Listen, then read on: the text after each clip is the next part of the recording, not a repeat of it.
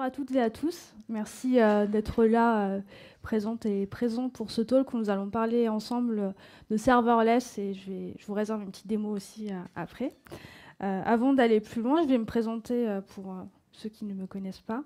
Moi, je suis Katia, je suis CTO et cofondatrice de Cockpit.io, donc une entreprise spécialisée autour des sujets cloud et DevOps. Bon, ça, c'est beaucoup de choses, mais voilà. On fait du conseil, du build, de l'optimisation, des formations sur mesure. Moi, j'ai toujours été développeuse back avec les deux pieds dans l'infra, donc c'est pour ça aussi que je suis sensibilisée aux problématiques de l'environnement de développement. Et à côté de ça, aujourd'hui, mon quotidien, c'est de faire vraiment tout ce qui est autour de missions SRE, voilà, consulting autour des sujets cloud et DevOps. J'ai plusieurs sujets de prédilection et parmi ces sujets-là, le serverless dont je vais vous parler maintenant. Maintenant que cette petite présentation est finie, on va rentrer dans le vif du sujet. Avant de commencer, j'aimerais bien faire un petit sondage, j'aime bien faire ça avant mes talks. Qui a déjà travaillé avec des projets dits serverless en prod? Ok. Qui ne sait pas du tout ce que c'est ou qui a une idée très vague de ce qu'est le serverless? Ok, top. Le serverless, je vais faire une petite présentation. C'est quoi? C'est l'informatique sans serveur en français. J'aime bien donner les définitions parce que parfois dans les administrations, on aime bien ne pas utiliser d'anglicisme. C'est un paradigme du cloud computing où les serveurs vont être managés soit par des fournisseurs de services, et ces fournisseurs de services-là peuvent être les providers publics ou dans des grosses entreprises. Ça peut être aussi des équipes dédiées internes. Et contrairement à ce que le nom peut indiquer, il y a bien des serveurs dans le serverless, ce n'est pas du tout magique, l'informatique. L'écosystème du serverless est un écosystème extrêmement riche et varié. Donc en plus de toutes les offres des cloud providers managés, on va avoir aussi même au niveau de la CNCF, la CNCF lui a consacré carrément une landscape dans son énorme carte que tout le monde doit connaître. Elle a consacré une catégorie dédiée au serverless. On va avoir un ensemble de projets pour cet écosystème-là. Il y a plusieurs types de services serverless. En réalité, quand on parle de serverless, ça englobe plusieurs familles de services. Donc, on va avoir des services de type compute, comme Fargate, Azure Container Apps, Google App Engine ou Scaleway Serverless Containers. On va avoir aussi des bases de données dites serverless, comme DynamoDB ou Azure SQL Database. Donc, on va avoir une base de données, mais on ne voit pas du tout les serveurs dans lesquels ces bases de données-là tournent. On va avoir des API Gateway aussi, dites serverless, et puis on va avoir une dernière catégorie de services qui est le FaaS ou les Functions as a Service, comme les plus connus Lambda, les Azure Functions, les Google Cloud Functions ou Scaleway aussi, qui a son propre service serverless.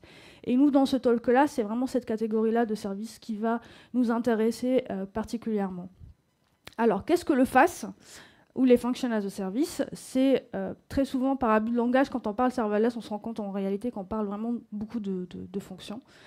C'est ce qui va nous permettre en fait de considérer son application comme un ensemble de fonctions. Donc on va découper l'application dans un ensemble de fonctions qui vont être autonomes les unes des autres, qui vont pouvoir aussi s'appeler.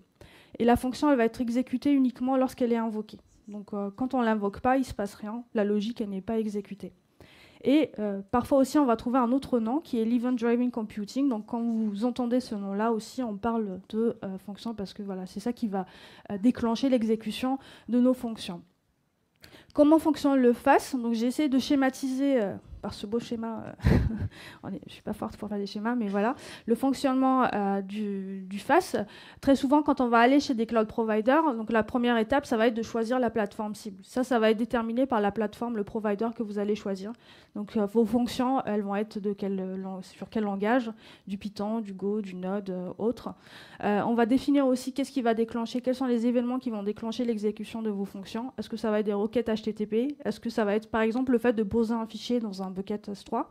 On va configurer son environnement, donc soit on se contente de ce qui est des valeurs par défaut ou on va tuner un petit peu tout ça. On va venir charger son code dans la plateforme et puis le code, il reste en veille. Tant qu'il n'y a pas eu de trigger, il ne s'exécute pas. Et une fois que le trigger arrive, il s'exécute et ensuite, voilà, il se met encore en mode veille jusqu'au prochain trigger. Il y a beaucoup d'avantages en fait, qui sont amenés par ce paradigme-là serverless. La première chose, c'est Bon, j'ai zappé trop vite. La scalabilité, ce qui est vraiment notamment vrai quand on est dans un contexte cloud public. Donc passer d'une requête ou 1 million de requêtes, ça devient un non-événement. On a la haute disponibilité aussi, vu que c'est managé, donc on déporte la responsabilité de la gestion de son infrastructure. On a aussi beaucoup d'autonomie pour les équipes de développement. Ça, c'est quelque chose que j'ai constaté beaucoup dans mes différentes missions. J'ai croisé des équipes de développement qui sont allées sur le cloud grâce au serverless avec 0 compétences Ops. Donc, ils connaissaient le minimum syndical. On a des frameworks comme Serverless Framework vraiment qui rend accessible ce côté cloud-là grâce au serverless. Alors, il y a des défauts à ça, mais bon. On réduit aussi beaucoup de choses. On réduit les coûts. Parce que notamment, ce qui est vrai quand on est dans un contexte cloud, on paye qu'à la requête, qu'à l'exécution. Donc, si vous avez 0 invocation, bah, vous payez pas. Et si vous avez 1 million de requêtes, à un moment, vous payez ce que vous avez consommé. Et on va réduire aussi les capacités inutilisées. Vu qu'on ne va pas avoir des serveurs, on ne va pas provisionner de serveurs qui vont tourner pour rien, surtout quand on est sur le cloud. Donc on va réduire les capacités, les ressources qui ne sont pas utilisées. On réduit aussi le temps de maintenance, vu qu'on délègue la gestion de son infrastructure aux fournisseurs de services. Et on réduit le time to market, donc ce que je vous ai dit tout à l'heure, on a beaucoup d'équipes constituées uniquement de profils de type développeur ou développeuse qui vont pouvoir provisionner vraiment des fonctions qui vont aller directement avoir un POC, une infrastructure qui fonctionne, une application qui tourne en mode serverless très très facilement. Est-ce que le FAS est suffisant pour une application en prod? Est-ce que c'est suffisant de connaître les lambdas, d'avoir des lambdas par exemple pour les plus connus pour aller en production? Bien évidemment, la réponse est non, pas du tout. Alors, de quoi on a besoin pour aller en prod? On va avoir besoin, bien évidemment, des fonctions, parce que c'est ça qui constitue mon application. On va avoir besoin d'une API Gateway, donc un point d'entrée. Il faut quand même un point d'entrée qui dit, voilà, telle requête, il faut que je la dirige vers telle fonction. Telle autre requête, je vais la diriger vers telle autre fonction. On va avoir aussi besoin de persister ces données. Donc, on va avoir des bases de données, soit des bases de données pour les données ou des bases de données type cache pour les sessions, etc. Du stockage aussi pour stocker d'autres informations, des assets. Du message queuing, parce que quand on est en mode serverless, très souvent, on a besoin de gérer des invocations asynchrones. Donc, forcément, on va avoir besoin d'un système de message queuing. Du monitoring, parce que c'est la prod. Il faut bien surveiller ce qui se passe sur ma prod. Et puis, le nerf de la guerre, c'est l'environnement de développement. L'environnement de développement, ça aussi, c'est quelque chose à prendre en compte. Quand on est dans un contexte cloud public, on manage, on délègue. Avoir ses premières fonctions, c'est très facile. Mais après, dès qu'on a envie d'avoir un environnement ISO sur son poste de développement, ça devient la croix et la bannière. Surtout quand on commence à avoir des centaines et des centaines de fonctions. Là, c'est très, très difficile. Quand on a tout managé, c'est difficile après d'avoir un environnement ISO. C'est quasiment impossible de pouvoir débugger, travailler de manière efficace. Alors, sur le cloud, ça fonctionne très bien. Alors pourquoi? Qu'est-ce qui va pouvoir nous pousser à avoir une alternative, à chercher une alternative pour construire sa propre plateforme serverless? La première chose, c'est le vendor locking, parce que parfois c'est compliqué. Quand on passe d'un cloud provider A à un cloud provider B, c'est pas du tout la même chose. Il n'y a pas de standard réellement, donc c'est compliqué. On a envie d'éviter ça, donc ça peut être un paramètre important pour construire sa propre plateforme. Le multi-cloud, on a des contextes où on a des besoins de disponibilité et de résilience qui sont extrêmement importants. Donc, est-ce qu'on perd du temps à construire une infra pour le cloud provider A, une deuxième infra complètement différente après pour le cloud provider B, où on cherche des alternatives, des options pour implémenter le paradigme du cloud computing qui est le serverless, mais avoir quand même quelque chose qui soit le plus ressemblant possible. Et puis les environnements de développement, comme je vous dis par expérience, moi j'ai travaillé avec des équipes où il y avait vraiment 2000, 3000 fonctions. Donc dès qu'il y avait un problème de synchronisation, de timeout, etc., comme on ne pouvait pas avoir des stacks ISO déployés sur l'environnement, sur la machine locale, ça devient très très compliqué. Donc là, on va chercher des solutions pour mettre en place du tracing, on va aller sur des outils de monitoring en SaaS qui sont parfois très très payants, enfin très chers, qui coûtent un rein. Donc ça devient vraiment compliqué. Ça aussi, ça peut nous pousser à envisager une autre alternative. Et puis parfois, on n'a tout simplement pas le choix d'aller sur le cloud public. On a des infrastructures on-prem et on n'a quand même pas envie de passer à côté de ce paradigme-là. Donc ça aussi, ça peut être une idée pour aller chercher, construire sa propre plateforme serverless. Pour faire ça, de quoi avons-nous besoin ? Dans le cadre de ce talk, de deux choses. La première, c'est Kube, un cluster Kubernetes, et le deuxième, OpenFaaS. Pourquoi Kube? Alors, pourquoi Kubernetes? Pourquoi j'ai choisi Kube? Parce qu'aujourd'hui, on ne le présente plus. On ne présente plus ses avantages. C'est un standard qui est éprouvé du marché pour faire tourner des pods. J'ai Denis dans la salle. J'ai déjà un converti. Qui est extensible, donc on va pouvoir lui ajouter des choses, aussi des briques par-dessus, si vous avez besoin de services mesh, des choses comme ça, etc. On a aussi un écosystème qui est extrêmement riche et dynamique. Donc on a Kube, mais on a aussi tous les outils autour qui répondent à tous les besoins spécifiques que l'on pourrait avoir. Il y a aussi la possibilité d'avoir des offres Kubernetes managées, ou si vous êtes on-prem, d'avoir votre propre cluster Kube on-prem ou en local aussi. Et puis il y a des fonctionnalités aussi qui sont très intéressantes qui sont portées par Kube, par exemple l'autoscaling, que ce soit l'autoscaling de workload, de pod, ou l'autoscaling de vos nœuds, par exemple, pour répondre à votre besoin. Et puis il y a des fonctionnalités aussi, autres fonctionnalités intéressantes comme le networking. Pourquoi OpenFaaS? Pourquoi j'ai choisi de faire ce talk avec OpenFaaS? Parce que c'est une plateforme qui est open source et cloud agnostique, donc peu importe le cloud provider que l'on va choisir, on va pouvoir déployer et utiliser OpenFaaS, qui est déployable aussi sur Kubernetes ou en single host. Donc si vous voulez déployer une version plus limitée d'OpenFaaS sur une VM pour pouvoir tester, c'est possible aussi. Vous n'aurez pas tous les avantages de Kubernetes, mais c'est possible. Vous n'aurez pas la HA aussi. Et puis qui est adapté aussi pour les fonctions, mais il peut aussi supporter les microservices et les monolithes. Je n'ai pas du tout en parler dans ce talk parce que c'est pas voilà et j'ai pas testé. Mais par contre voilà, OpenFaaS, FaaS, fonction, c'est surtout fait pour les fonctions, mais ça peut aussi supporter les autres types d'applications. Et la prise en main aussi, elle est très très rapide. Vous n'avez pas besoin de vous arracher les cheveux, de rester 3 mois à faire des tutos, des POC, de suivre tous les cours Udemy qui existent sur la planète pour pouvoir maîtriser OpenFaaS. Et j'ai un problème avec... Et puis, le nerf de la guerre, pour moi, c'est vraiment une excellente expérience pour les équipes de développement. Donc, c'est vraiment l'utilisation d'OpenFaaS, elle est très, très facile. Une stack OpenFaaS, elle est constituée de quoi? Quand on installe OpenFaaS, il y a l'OpenFaaS Gateway qui s'installe. Donc, la Gateway d'OpenFaaS, c'est une API REST pour manager les fonctions, pour collecter les métriques, et c'est elle aussi qui gère le scaling de vos fonctions. Il y a aussi le NAT, donc c'est un système de communication utile pour tout ce qui est asynchrone, invocation asynchrone et gestion de queuing. Et on a Prometheus aussi pour pouvoir collecter les métriques. Et c'est Prometheus aussi qui nous permet de gérer l'autoscaling. On va pouvoir grapher aussi un Grafana par exemple pour pouvoir faire du monitoring. Ce qu'il faut savoir sur OpenFaaS, donc ça c'est, je vous le dis dans la titre de culture générale, une unité d'exécution d'une fonction. Donc une fonction égale un pod. Qui connaît Kube dans la salle? Oh, ok, ça me rassure. Ok, top. Chaque fonction est transformée en artefact humain, donc une fonction, une image de conteneur. Et une fonction est déployable, donc il y a plusieurs manières de déployer une fonction. Soit on le déploie par REST API, via une UI ou via CLI, ce qui permet de répondre aussi à vos besoins, par exemple, dans des pipelines de CI/CD, de vous adapter. La Gateway, quant à elle, est accessible via REST API, UI ou CLI. Pareil, vous avez plusieurs manières d'invoquer vos fonctions. Le scaling, par contre, il est porté par Kubernetes parce qu'il fait très très bien ça. Donc, OpenFaaS, ils ont fait le choix de ne pas réinventer la roue. Donc, c'est Kube qui porte le scaling pour nous. Il y a plusieurs types de triggers pour pouvoir déclencher et invoquer les fonctions. Il y a des built-in triggers, donc les HTTP, A5, CLI, etc.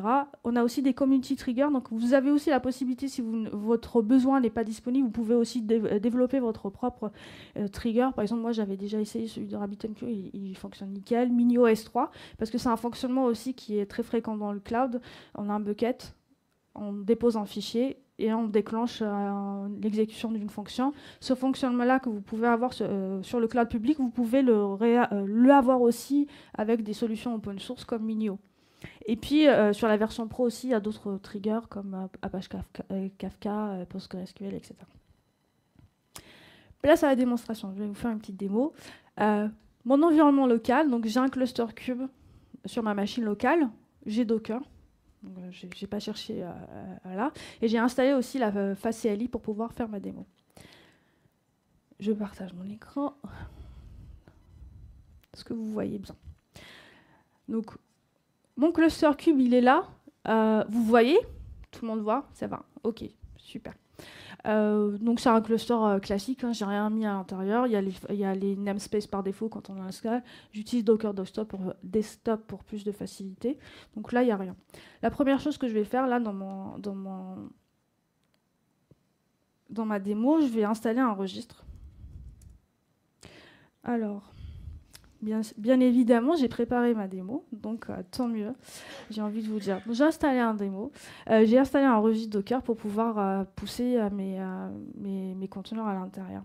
Là, je vais installer OpenFaaS. Donc, il y a plusieurs manières d'installer OpenFaaS.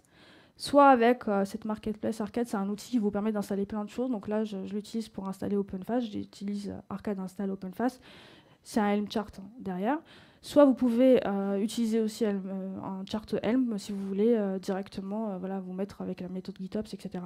Je n'ai pas fini mes explications. Là, vous voyez, l'installation elle est terminée. J'ai déjà OpenFaaS qui est installé sur mon cluster. Je suis prête à travailler. C'est très, très rapide. Si je retourne sur mon cluster, je vois qu'il m'a rajouté 2 namespaces. Le premier, c'est OpenFaaS FN pour fonction. Donc, c'est là où vont être déployées mes fonctions. Et puis, l'autre, c'est OpenFaaS tout court. Je vous le montre.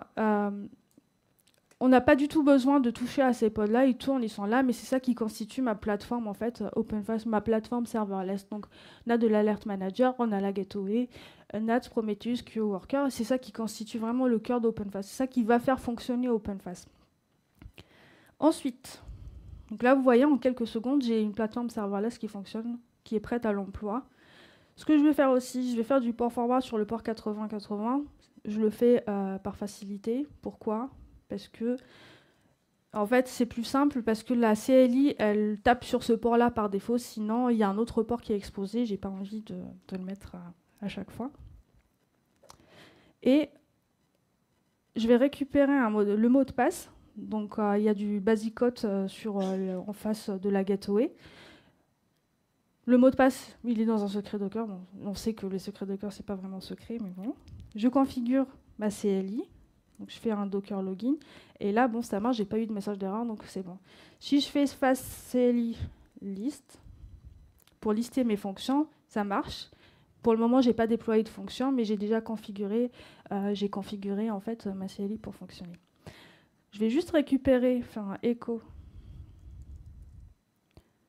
du password, parce que quand j'installe OpenFaaS, j'ai une petite UI sympa, qui est très minimaliste, mais qui me permet quand même aussi d'avoir de manière visuelle, via un navigateur, d'avoir toutes les fonctions qui sont déployées en fait, dans OpenFaaS, et qui me permet aussi de déployer des fonctions depuis cette UI-là. Par exemple, si je fais un deploy, j'ai un ensemble de fonctions dans le store qui sont prédéfinies. Donc peut-être que l'une d'elles vous convient. Sinon, si vous voulez déployer votre propre fonction custom, vous avez ici toutes les informations. Vous mettez votre image, le nom de la fonction, et vous pouvez ensuite manager les détails de votre fonction avec les annotations. Moi, je vais construire une première fonction.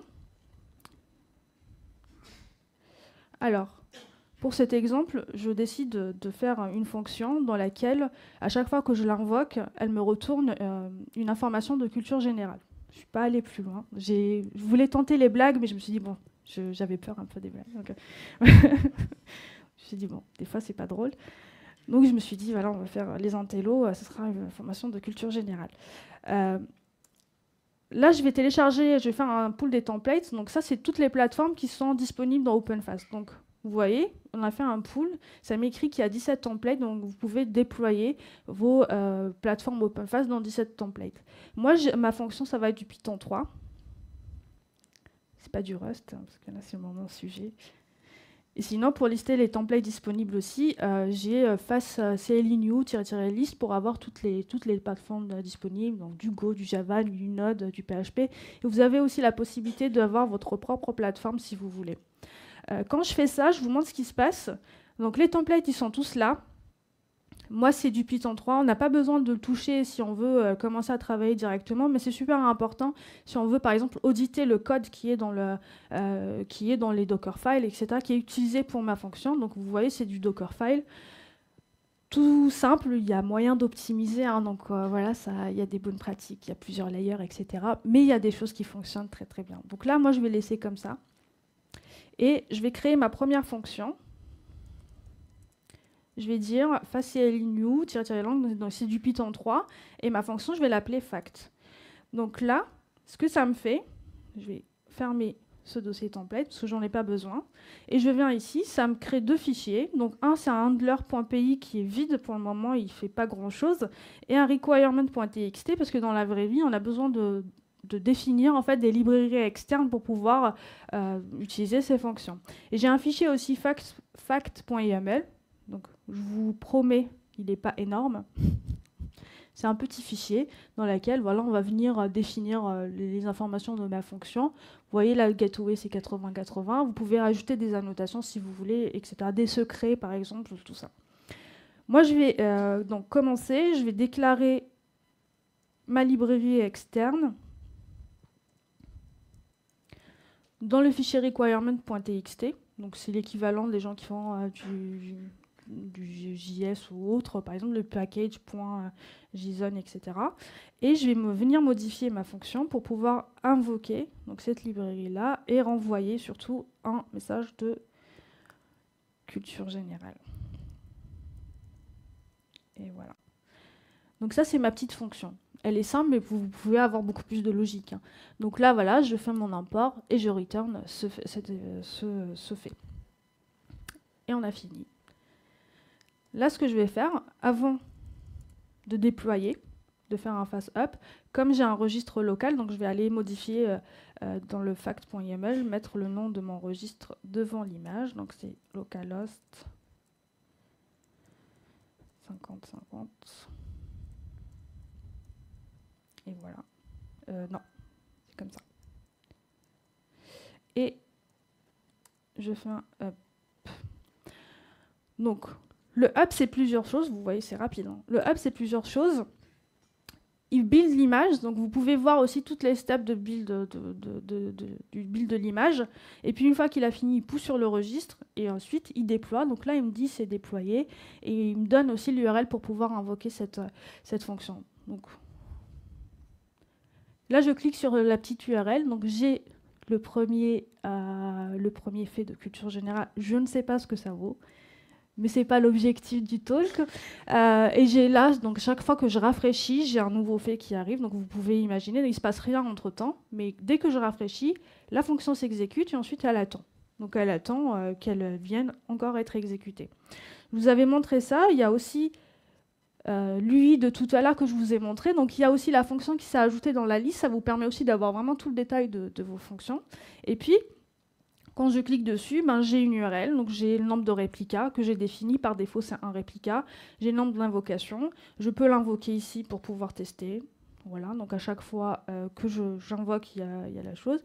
Et puis aussi, il y a l'URL. Donc ça, je vous ai dit, c'est l'URL pour l'invocation synchrone. Et pour l'invocation asynchrone, il faudra rajouter fonction async, je crois, comme ça, pour pouvoir l'invoquer. Et ensuite, on peut aussi faire fastCLI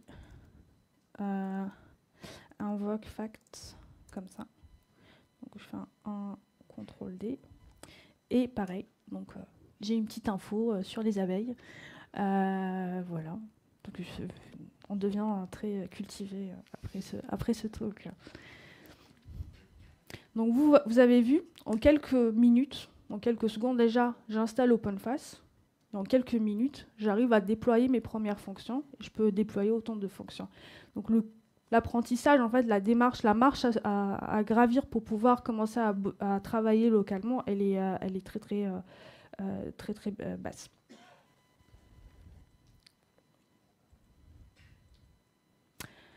Un workflow OpenFace, comment ça fonctionne? Donc, là, ce que je vous ai montré, c'est un schéma officiel de la documentation OpenFace.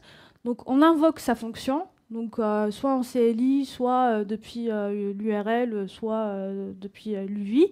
Donc, la requête, elle arrive sur la gateway. Et ensuite, c'est la gateway qui, elle, va être en charge d'appeler, de contacter la bonne fonction. On a aussi FastnetS, donc c'est le provider qui permet de déployer les fonctions sur Kubernetes. On peut construire aussi son propre provider. Aujourd'hui, on a deux. Il y a Fastly pour les VM et on a FastNetS pour Cube. Et puis voilà, on a le registre, on a toute la stack derrière. On ne touche pas à ça, donc ça fonctionne très bien. Si on veut tuner, on peut le faire. Mais en tout cas, voilà, pour la culture, c'est ce qui se passe. Il y a tout ce qu'il faut pour l'autoscaling, etc. Il y a quelques cas d'usage intéressants en plus de ce que je vous ai montré qui peuvent être bien. Donc, avoir sa propre application serverless avec un ensemble de fonctions. On peut aussi l'utiliser pour des cron jobs. Donc, si on veut vraiment centraliser tout, donc on peut faire ça avec Cube, mais aussi, même avec le fichier YAML, on peut définir aussi un cron pour dire, voilà, cette fonction, elle doit être invoquée toutes les minutes, etc. On peut faire des invocations dans RabbitMQ. Ça, avec le Trigger Community, avec la version Pro, on peut aller aussi plus loin. Et on a l'invocation des fonctions via des événements Minio S3. C'est un cas d'usage aussi qui est extrêmement intéressant. En conclusion, les offres managées sont pertinentes dans beaucoup de contextes. Donc, si vous êtes déjà sur le cloud et que ça fonctionne très bien, l'idée de ce talk, c'est pas de vous pousser, de vous dire, mais vous refaites tout. Par contre, parfois, il y a des cas où construire sa propre plateforme peut être nécessaire. OpenFaaS est une bonne option clé en main. Donc là, vous avez vraiment tout ce qu'il faut pour commencer à travailler.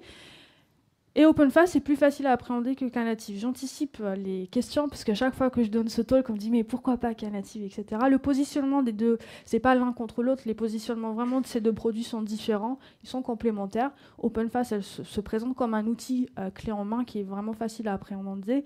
Knative, il faut quand même un peu plus, il faut un peu plus de connaissances pour pouvoir le faire. Et en plus, c'est un framework qui est là pour construire sa propre plateforme en ajoutant d'autres briques.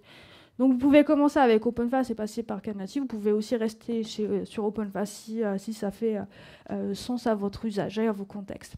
Pour aller plus loin, si vous voulez tester vraiment plus loin ce que ça donne OpenFaaS, je vous ai mis le lien d'un repo GitLab où j'ai mis un ensemble d'exercices en fait, qui peuvent vous permettre de faire les labs. Ce lab-là, je l'ai donné sous format 3 heures. 3 heures avec mes explications, ça devrait prendre moins de temps pour vous. Mais si vous voulez vraiment pousser plus loin l'utilisation, vous avez un ensemble d'exercices. Et puis, merci. Voilà. Est-ce que vous avez des questions ?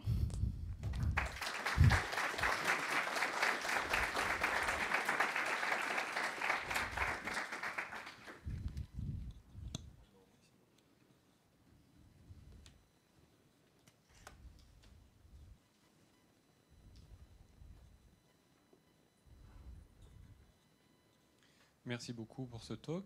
Je voulais savoir si c'était simple de gérer le hot reload en local sur les fonctions FaaS avec OpenFaaS. J'ai mal entendu le hot reload pour...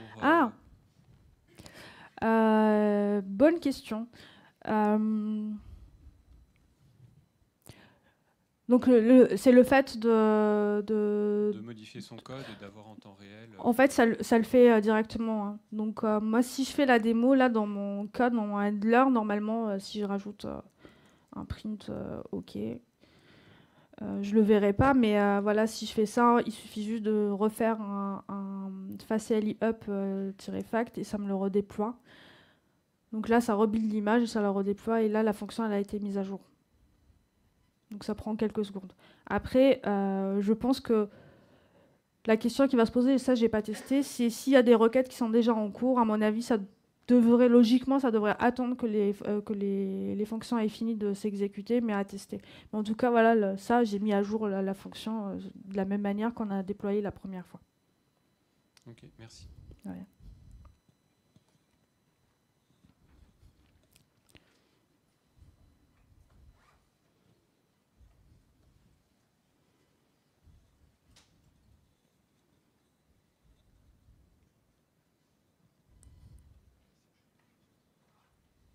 Merci pour la présentation.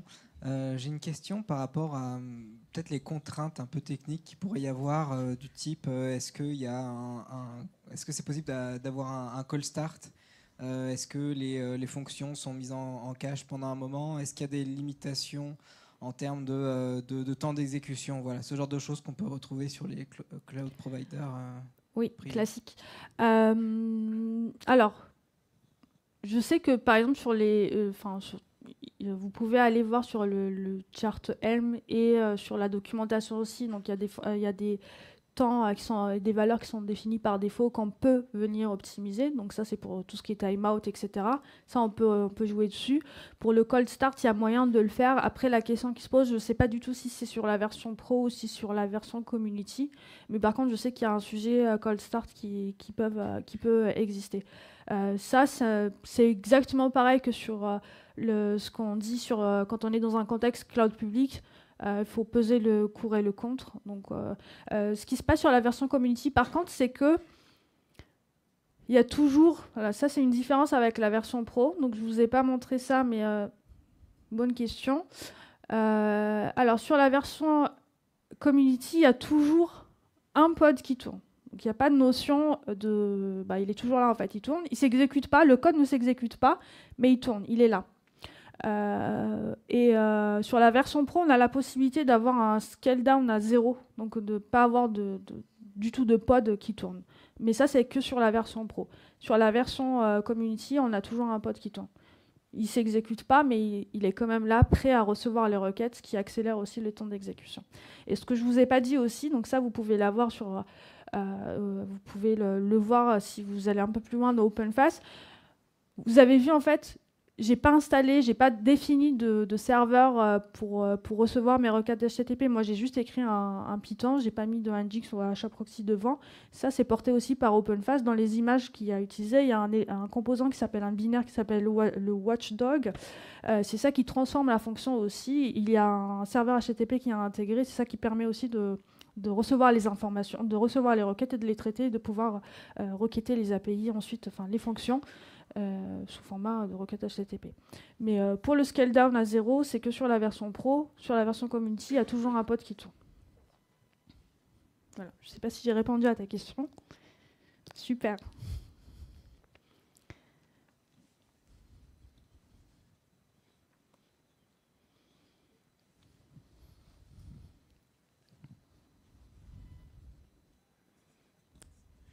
Merci pour le talk, c'est très clair.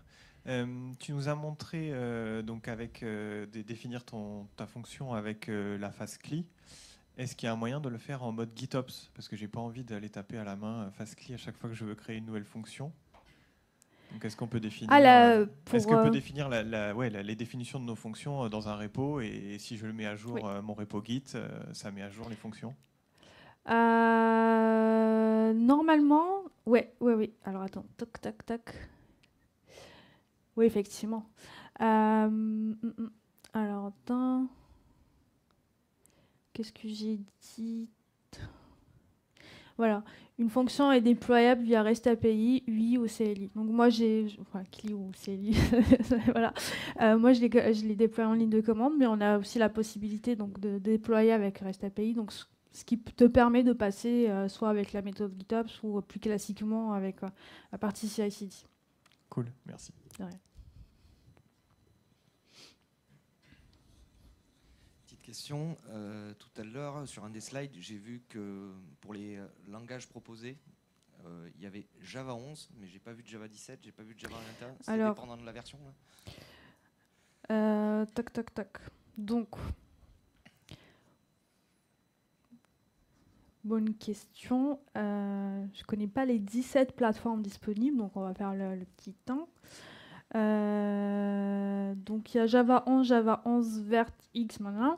Par contre, il y a la possibilité d'avoir sa propre plateforme. Donc si tu veux mettre à jour, tu prends son propre template. Ils appellent ça dans le vocabulaire OpenFaaS template. On a la possibilité d'avoir ses propres templates. Donc on n'est pas limité que à ces 17 templates.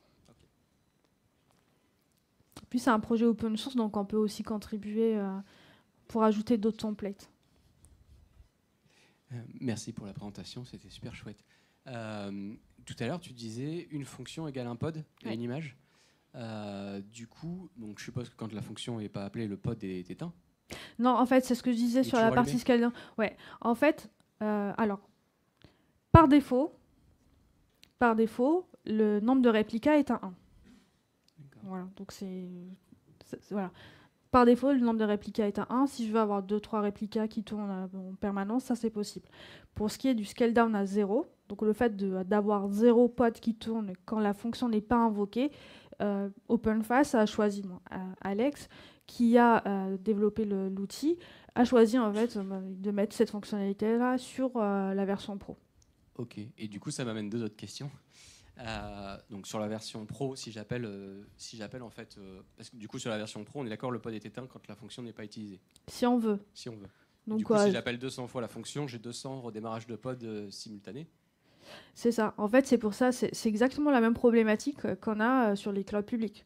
Donc, c'est ce qu'on appelle les cold start, les warm start, etc. Le fait de ne pas avoir l'environnement prêt pour recevoir des exécutions. Donc, forcément, le fait d'attendre qu'il fasse le pull de l'image si elle n'est pas sur le nœud, de lancer le process, forcément, ça rallonge la durée d'exécution du pod. Mais ça peut être très intéressant dans un contexte où la fonction n'est pas invoquée souvent, et qu'on ne veut pas quand même garder des ressources, ou quand on est sur des instances spot, par exemple, voilà, dans un cluster, si on est sur un service managé. Donc c'est un arbitrage à faire. Le scale down à 0 n'est pas spécialement quelque chose de vital, parce que c'est des choix aussi, c'est des arbitrages qu'on fait quand on est sur un cloud managé, mais pour les personnes qui veulent réduire vraiment les coûts, c'est que sur la version Pro. Le fait d'avoir 0 pod qui tourne. Mais sur la version Community, par défaut, on a toujours le pod qui tourne. Il ne s'exécute pas, la fonction ne s'exécute pas, mais il est là, on écoute, on attend de trigger. Mais du coup, ça consomme des ressources en permanence. Donc là, par rapport à un applicatif qui ne serait pas en face, c'est ça. On a Après, quand même une consommation de ressources qui est bien plus violente, quoi. C'est un choix à faire, mais c'est exactement ça. C'est un arbitrage, c'est des arbitrages à faire. Merci. De rien.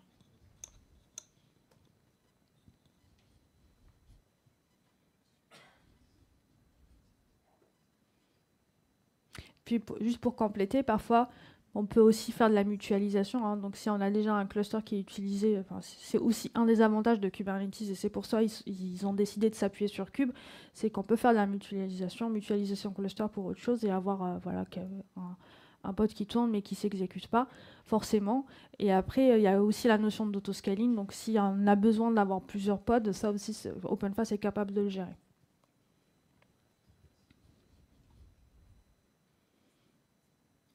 Je ne sais pas s'il y a d'autres questions. On a le temps pour quelques questions supplémentaires.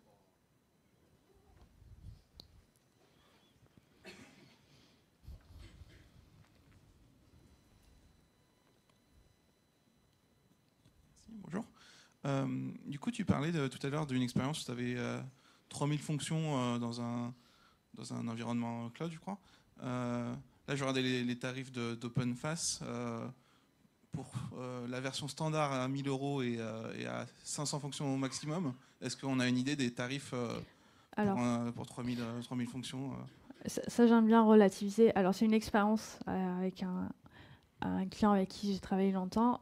Donc, ils ont fait le choix d'architecture logicielle d'aller vraiment 100% sur du lambda. Donc, ce que je te dis, les plusieurs milliers de fonctions, c'est sur un cloud provider public. Donc la réduction de coûts qui a été faite au niveau de l'infrastructure, elle a été vite compensée, rattrapée, parce que ça devenait très compliqué de suivre les invocations, les requêtes qui passent, les latences, etc. Ça devenait vite un enfer. Ils sont partis sur une solution de monitoring, Datadog, qui coûte extrêmement cher. Donc en fait, c'était des fausses économies. Donc c'est pour ça aussi, c'est comme toujours, hein, quand on fait des choix techniques, c'est des arbitrages à faire. Il ne faut pas hésiter à itérer aussi. Donc ce qui fonctionne aujourd'hui, ce qui correspond, ce qui est très bien dans un contexte actuel, n'est pas forcément vrai dans 6 mois, dans 1 an, etc. Donc, il ne faut pas hésiter à itérer.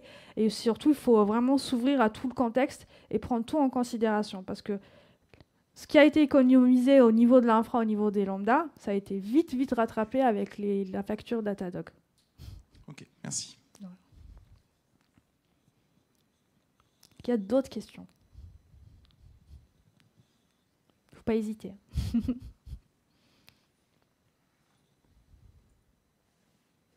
C'est bon? Ok. Merci à tous d'être venus.